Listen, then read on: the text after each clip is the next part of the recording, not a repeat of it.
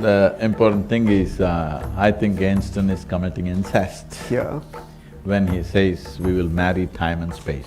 What we are seeing as space, in my experience, is a consequence of time. Time has given birth to space.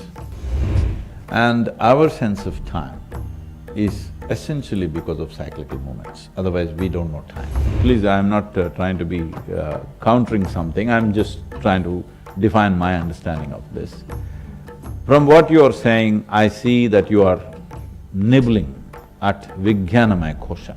The foundations of logic you must cross. Science is little bit putting its tentacles into Vijnanamaya Kosha, but not able to enter.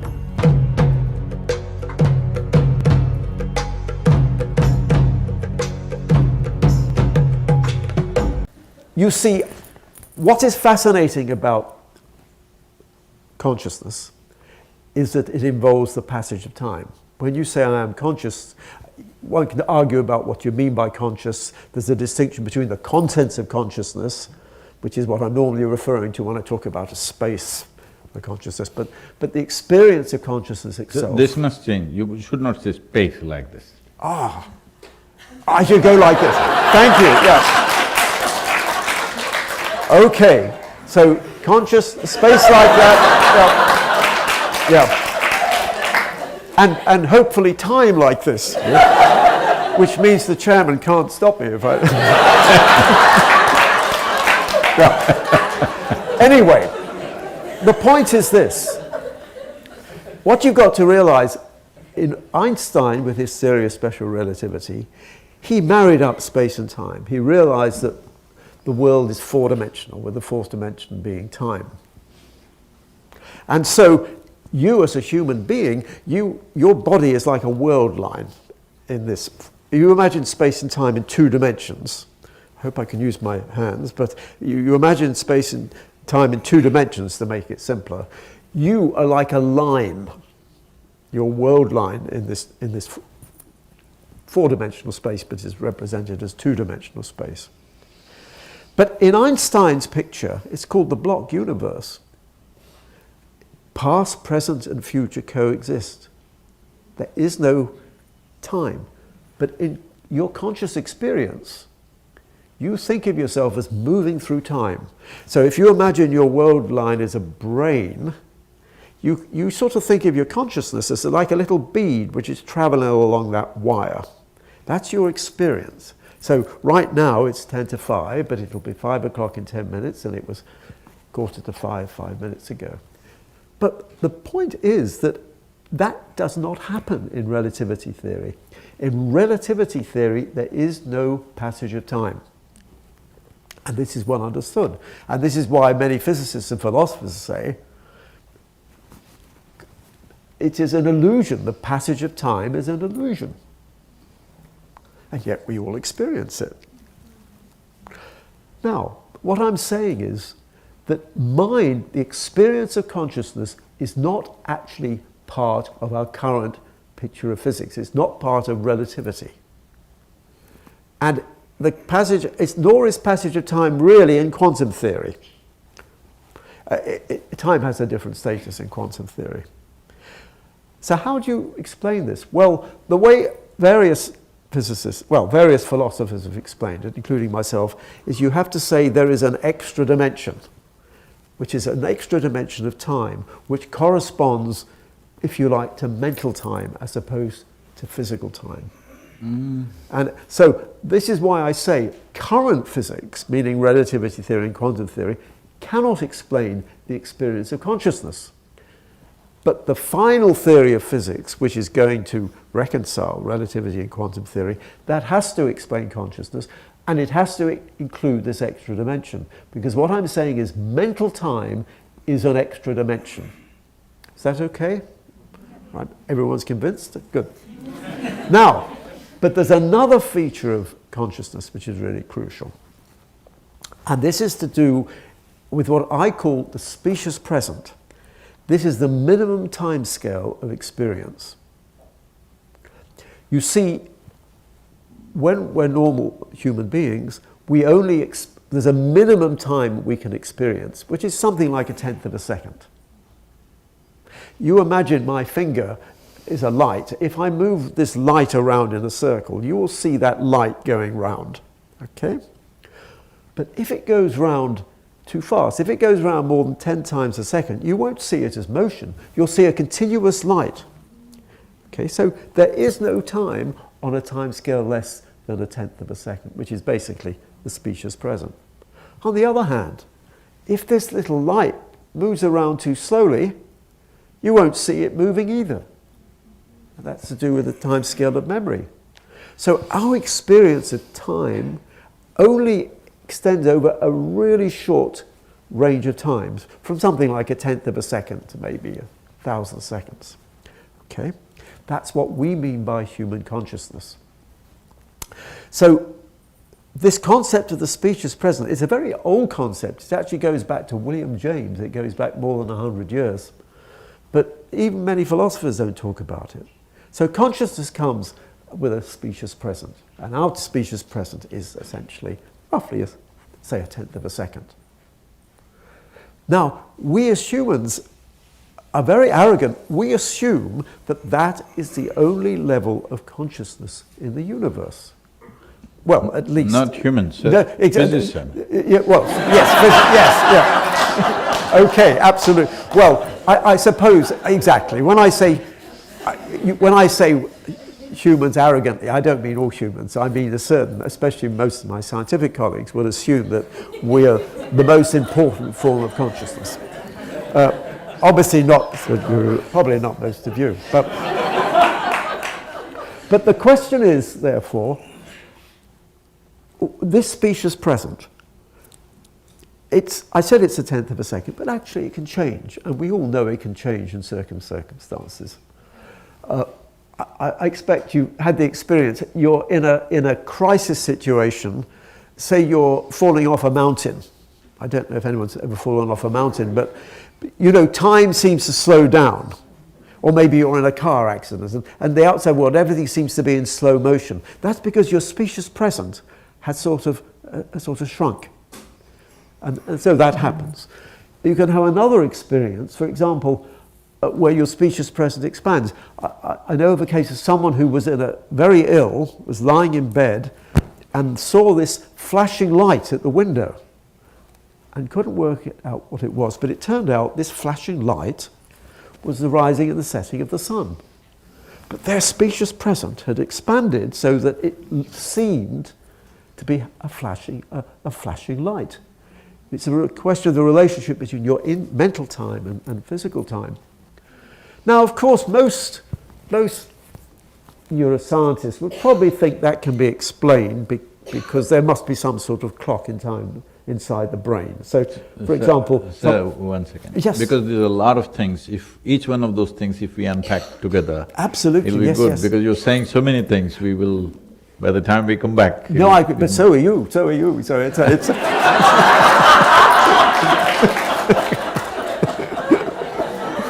no. Yep. Yes. The important thing is, I think Einstein is committing incest. Yeah. When he says, we will marry time and space. I don't know whether he said it or not, you said.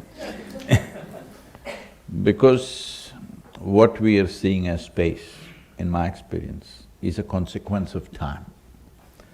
Time has given birth to space. And our sense of time is essentially because of cyclical movements, otherwise we don't know time. Right now people are sitting here, well, if this goes for an hour and a half, two, they're okay. It doesn't matter what great truths you talk, if it becomes 4 hours, they will slowly slip out. Yeah. Because, not the clock, their bladder keeps time. Yeah. Their backside keeps time, their lower back keeps time. Hello? Suppose they didn't have a body, we took away their bodies. Then if we sat here for 2 million years, they have no problem.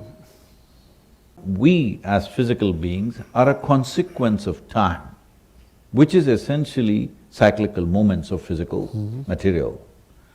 We are a consequence of that. If we rise above our physicality, there is no sense of time in us. This is what, unfortunately, the Western observers are saying is trance. Somebody has risen above his physical state.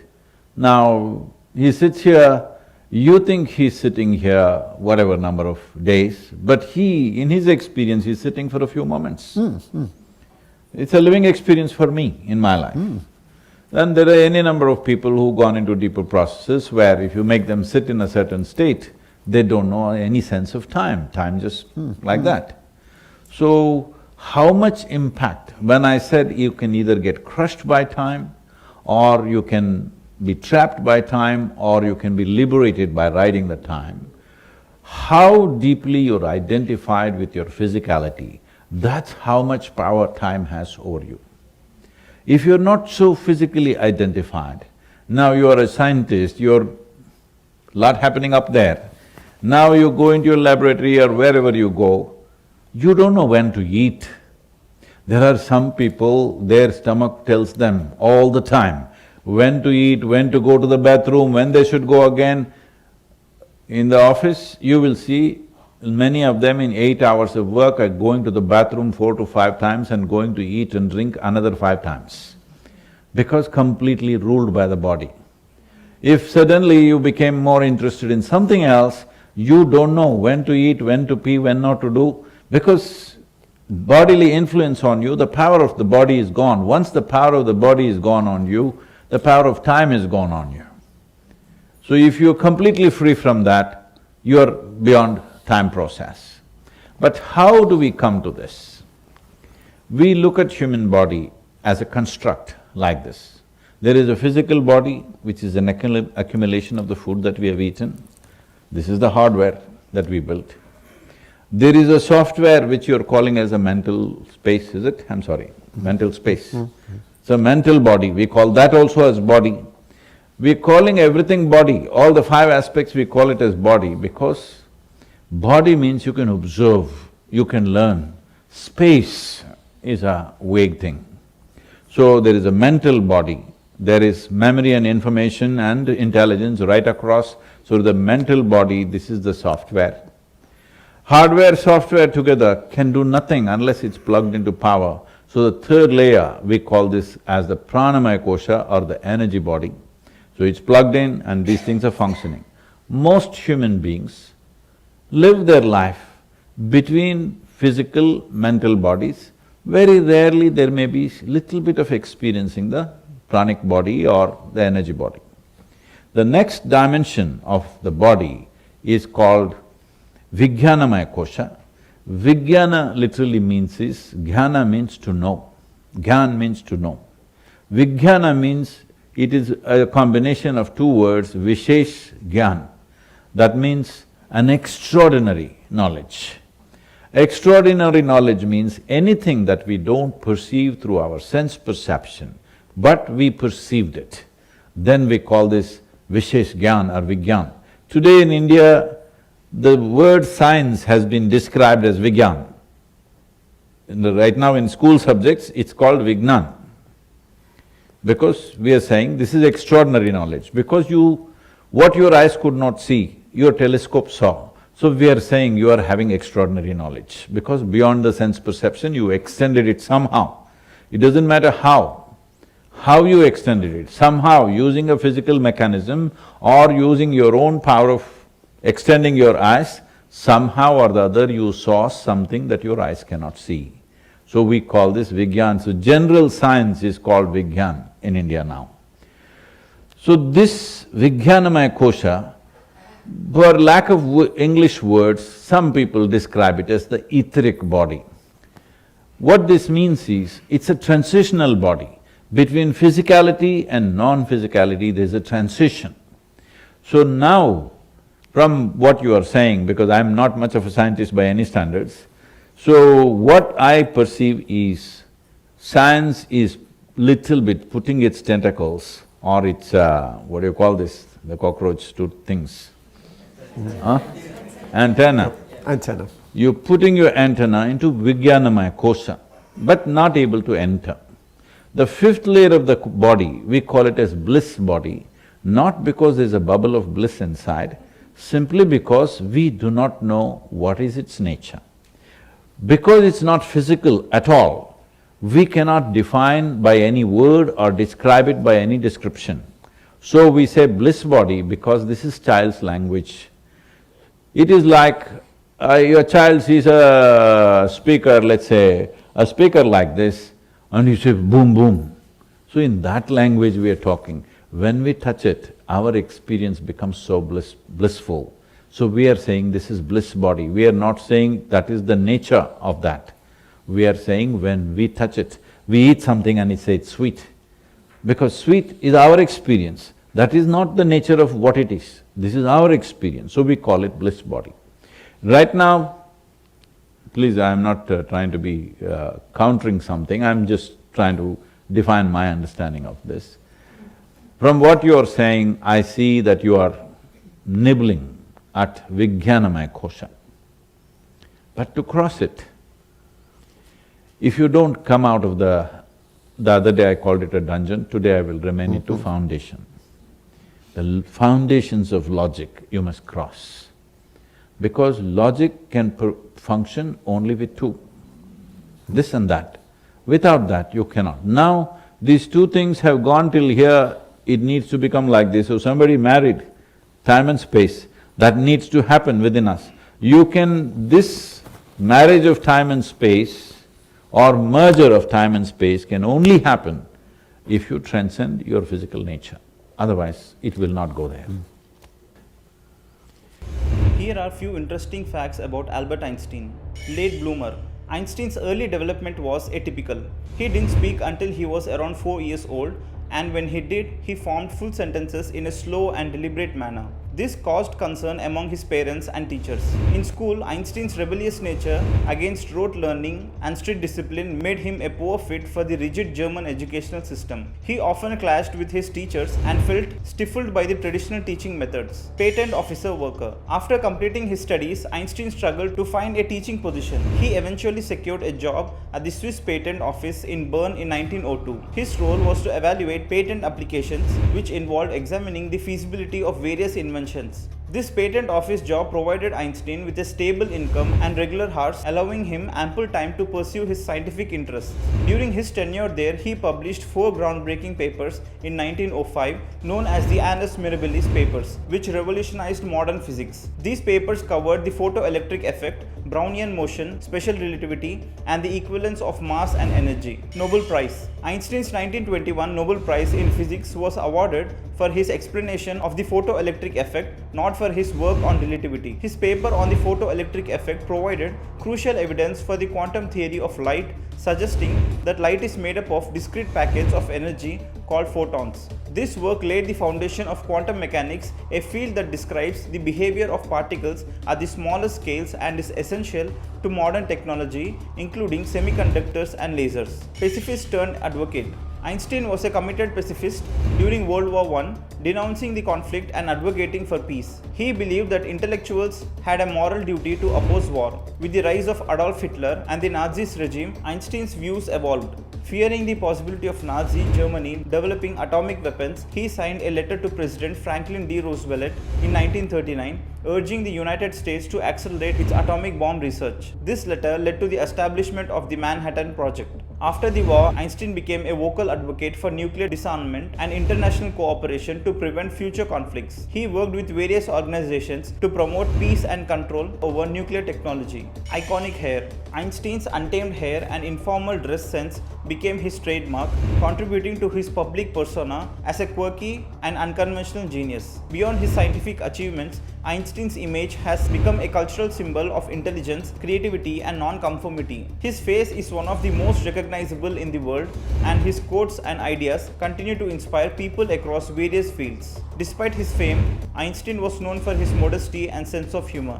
He often downplayed his own intellectual abilities, attributing his success to curiosity and persistence rather than innate talent. He enjoyed playing the violin and was passionate about music, often saying that if he had not been a physicist, he would have been a musician. These expanded facts provide a deeper look into Einstein's life, highlighting his journey from a misunderstood child to a groundbreaking scientist and influential public figure.